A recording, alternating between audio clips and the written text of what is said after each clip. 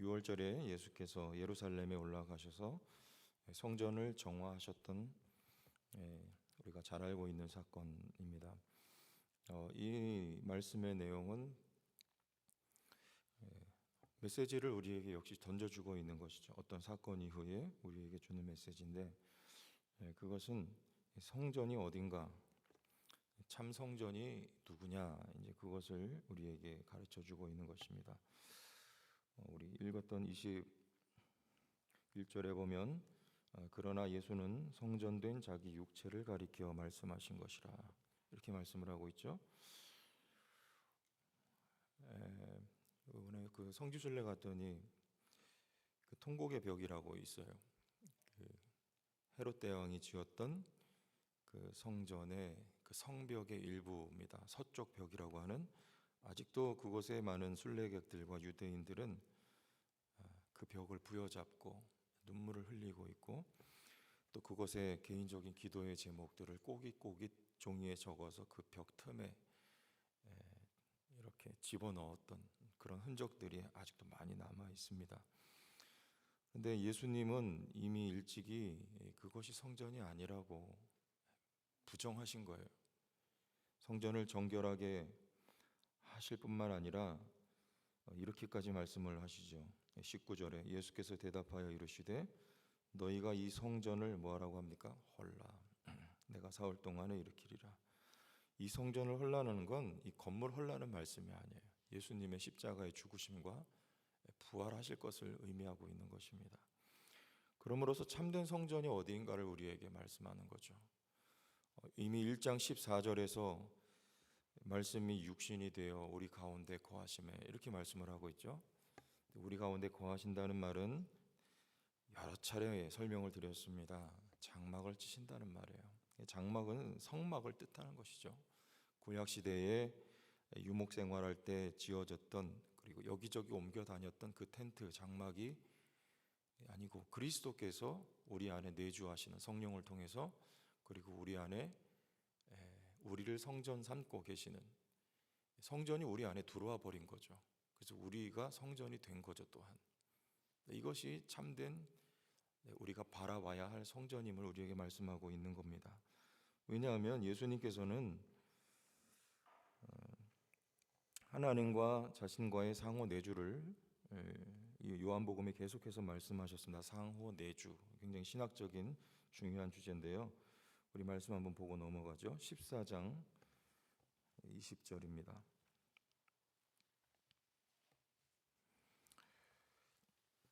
14장 20절 내가 아버지 안에 거하고 아버지는 내 안에 계신 것을 내가 믿지 아니하느냐? 내가 너희에게 이르는 말은 스스로 하는 것이 아니라 아버지께서 내 안에 계셔서 그의 일을 하시는 것이라, 이렇게 말씀하고 계시죠.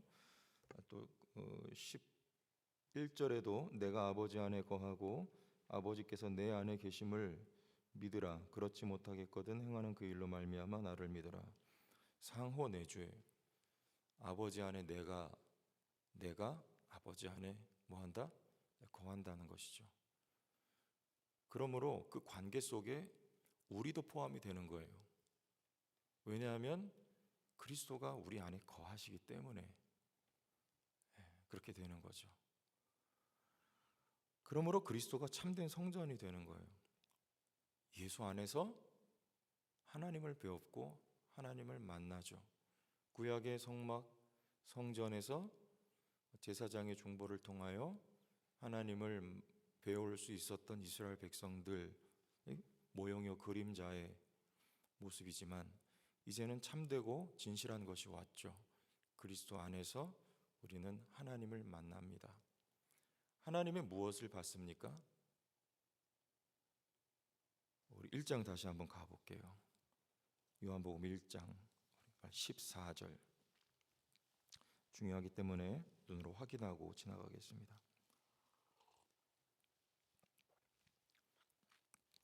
요한복음 1장 14절 같이 읽어보실까요? 말씀이 육신이 되어 우리 가운데 거하심에 우리가 그의 영광을 보니 아버지의 독생자의 영광이요 은혜와 진리가 충만하더라. 은혜와 진리.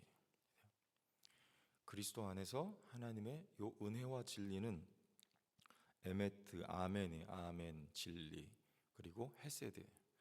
구약에 항상 요 에메트하고 헤세드는 거의 많은 부분에 붙어서 나옵니다. 하나님을 설명하는 단어예요. 누가 하나님이죠? 은혜와 진리가 충만한 독생자 예수 그리스도가 하나님이란 말이에요.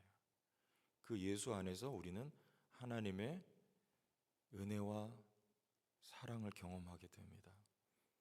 우리 서두에 기도할 때에도 사랑과 은혜가 풍성하신 하나님, 그렇게 하죠. 하나님의 은혜와 사랑을 감사합니다, 이렇게 기도하죠. 그 은혜와 사랑이에요. 하나님의 사랑, 하나님의 은혜는 변함이 있을까요, 없을까요? 변함이 없는 사랑이에요. 그게 에메트입니다. 진리를 말하는 거예요. 그 진리의 진실, 참된, 확실한 아멘, 그 뜻이에요.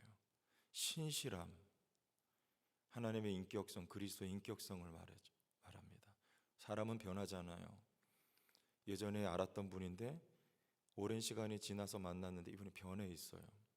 사람은 변합니다. 세상 모든 건 다 변해요. 우리 몸도 산화되잖아요. 세포가 늙는 거예요. 우리 정신도 마음도 변합니다. 그러나 하나님은 변하지 않는 인격성이 신실한 거예요. 태초부터 우리를 사랑하셨어요.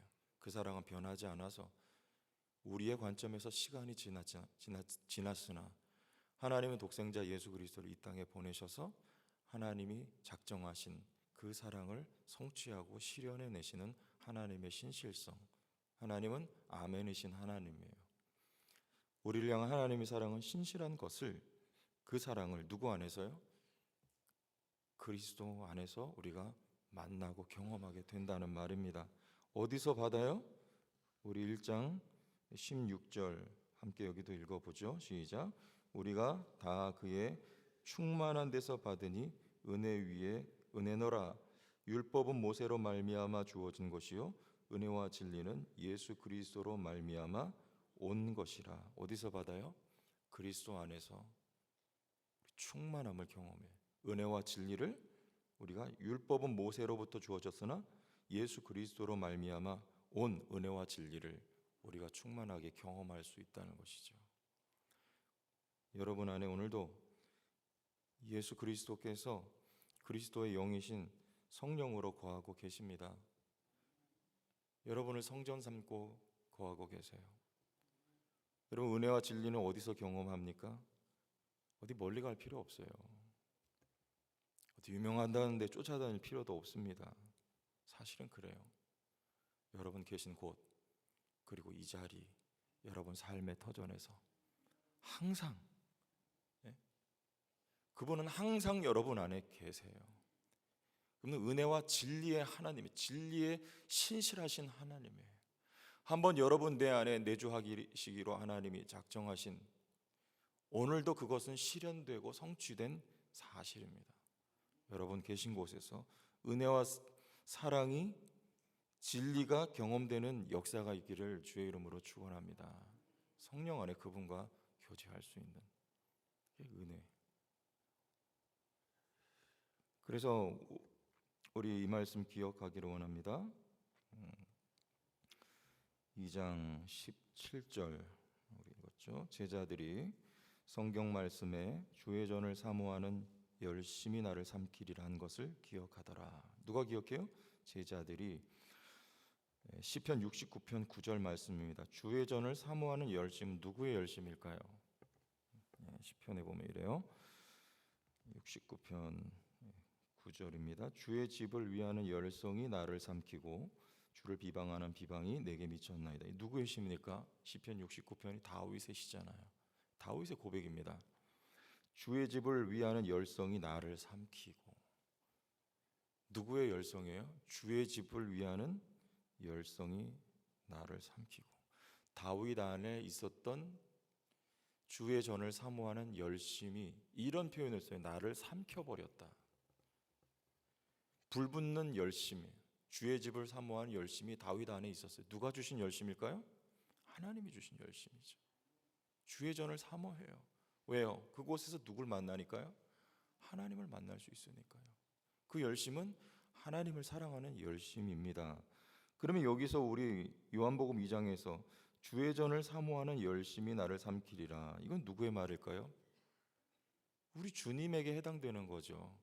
주의 전을 사모하는 열심, 예수님 안에 있었던 이 열심은 어떤 열심일까요? 그 주의 전에서 하나님 편에서 누구를 만날 수 있으니까? 자기 백성을 만나는 곳이거든요. 우리 주님 안에 있었던 불붙는 열심이요, 불붙는 자기 백성을 향한 사랑이 이렇게 표현된 거예요. 그 열심이 나를 삼키리라. 이 열심이 우리에게도 있어야 되지 않겠습니까? 주의 전을 사모하는 열심. 우리는 왜 주의 전을 사모할까요? 주님 사랑하니까. 먼저 열심이 나에게 미쳐졌으니까요. 그 은혜가. 누가 먼저입니까? 주님이 먼저, 하나님의 열심이 먼저 나에게 임했어요. 나를 먼저 만나 주셨어요. 뽕나무 위에 있었던 삭개오를 주님이 먼저 찾아오셨어요. 그 열심이 저와 여러분들에게도 날마다 올맞이게 되기를 원합니다. 전염되기를 원해요. 우리 안에도 주의 전을 사모하는 열심이 있기를 바라요. 여러분 계신 삶의 터전에서 항상 주님을 그리워하고 사모할 수 있는 성령의 역사가 있기를 원합니다. 누구에게 있어요? 오늘 하반절에 23절부터 29절, 이런 사람들에게 그 열심이 담겨집니다. 6월절에 예수께서 예루살렘에 계시니 많은 사람이 그 행하시는 뭘요? 표적을 보고 그의 이름을 믿어요. 표적을 보고 믿어요. 예수님 말씀하세요. 어제도 잠시 언급했지만 표적은 요나의 표적밖에 보여줄 것이 없다 그래요.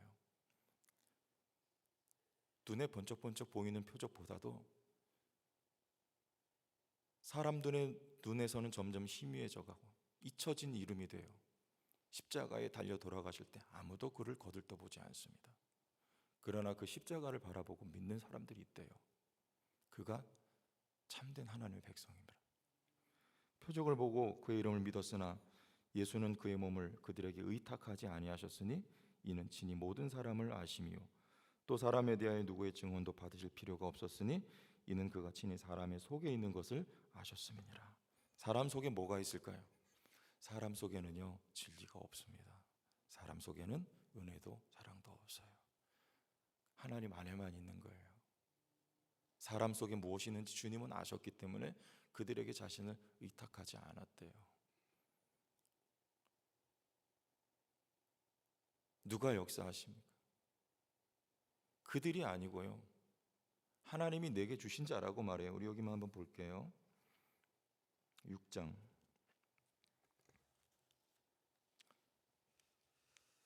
10절, 요한복음 6장 10절, 내가 아버지 안에 거하고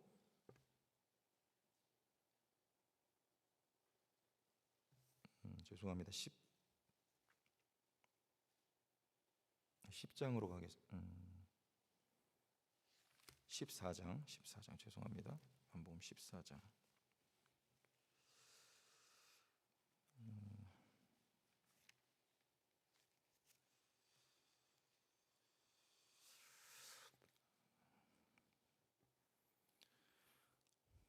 제가 읽어드릴게요. 죄송합니다. 다시 요한복음 6장으로 제가 읽어드리겠습니다. 6장 37절, 아버지께서 내게 주시는 자는, 앞에 화면 보시면 되겠습니다. 아버지께서 내게 주시는 자는 다 내게로 올 것이요 내게 오는 자는 내가 결코 쫓아내지 아니하리라. 또 44절에 나를 보내신 아버지께서 이끌지 아니하시면 아무도 내게 올 수 없으니 오는 그를 내가 마지막 날에 다시 살리리라. 하나님의 섭리가 있어야 된다는 말입니다. 표적을 보고 믿는 게 아니라 하나님에게 섭리가 있는 사람이 하나님께로 와요. 누굽니까? 아버지께서 내게 주신 자예요. 아버지께서 내게 이끄신 바 된 자가 하나님 아버지를 예수 그리스도 안에서 바라보고 믿는다는 뜻이에요. 오늘 자리에 계신 여러분들이 바로 그런 분들이라고 우리는 믿어 의심치 않습니다. 아버지께서 내게 주신 자, 요한복음 10장에 보면 내 양은 나를 따른다. 내 양이 따로 있어요. 그래서 예수께서는 그들에게 자신을 의탁하지 않았다 이렇게 말씀하십니다. 그들에게 하나님께서 이끄신 자들 안에 하나님께서 은혜도 주시고 하나님께서 주의 전을 사모하는 열심도 주십니다. 여러분들 사람 보고 의지하지 말 수 있기를 원해요. 사람 속에 있는 것은 주님도 아시고 우리도 알아요. 사람을 의지하지 마시고 그 안에 계신 그에게 역사하시는 성령을 늘 바라보고 성령을 의지할 수 있기를 원합니다. 기도하세요. 사람을 의지하고 사람을 여러분들 바라보지 말고 그에게 역사하는 성령, 여러분 자녀에게도 동일해요. 그 자녀가 아니라 우리는 그 자녀를 사랑하지만 그 자녀에게 의탁하는 것이 아니고 그 자녀에게 역사하시는 하나님, 신실하신 하나님, 아멘이신 하나님을 믿고 의지하고 기도할 수 있기를 원합니다. 하나님이 그를 변화시킬 거예요. 이런 성도도 하나님이 변화시키고 하나님이 세우실 것입니다. 이와 같은 은혜가 저와 여러분에게 있기를 원합니다. 오늘도 있는 곳에서 주님을 바라보고 주님을 기억하고 주님의 은혜를 의지할 수 있는 우리 모두가 될 수 있기를 예수님의 이름으로 축원합니다. 하나님 아버지 은혜와 사랑을 감사합니다. 오늘도 나를 성전 삼고 내 안에 살아계셔서 역사하시는 하나님, 진리이신 아버지께로 나를 오늘도 성령으로 인도하시는 하나님, 내가 있는 삶의 터전에서 성령 안에서 하나님과 교제하고 교통하며 하나님을 예배하는 참된 예배자로 살아갈 수 있도록 은혜 베풀어 주옵소서. 상황도 사람도 의지하기보다도 오늘도 내 안에 살아계셔 역사하시는 하나님 성령을 의지하고 살아갈 수 있도록 능력 베푸시고 은혜로 함께하여 주옵소서. 예수님 이름으로 기도합니다. 아멘.